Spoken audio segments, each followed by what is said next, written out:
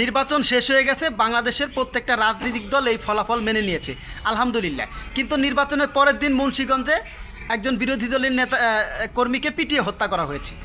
বাংলাদেশের বিভিন্ন জায়গায় হামলা করা হচ্ছে, মানুষের বাড়িঘর জ্বালিয়ে দেওয়া হচ্ছে। নতুন স্বাধীন বাংলাদেশে আমরা কি এরকমটাই চেয়েছিলাম?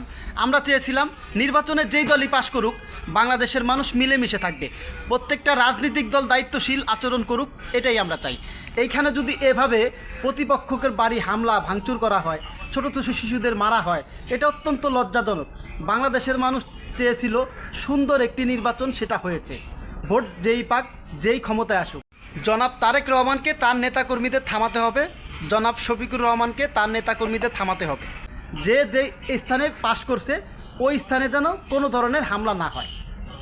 কিন্তু এখন আমরা দেখতেছি উল্টেটা। এরকমভাবে যদি চলতে থাকে তাহলে বাংলাদেশের মানুষ কখনোই রাজনৈতিক দলের নেতাদের উপরে আস্থা রাখতে পারবে না।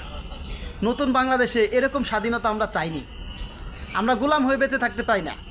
আমরা চাই কথার স্বাধীনতা, আমরা চাই চলাফেরার স্বাধীনতা। যে সরকারি ক্ষমতায় আসুক, বাংলাদেশের প্রত্যেকটা নাগরিককে সমান অধিকার দিবে, এটাই আমরা আশা করি।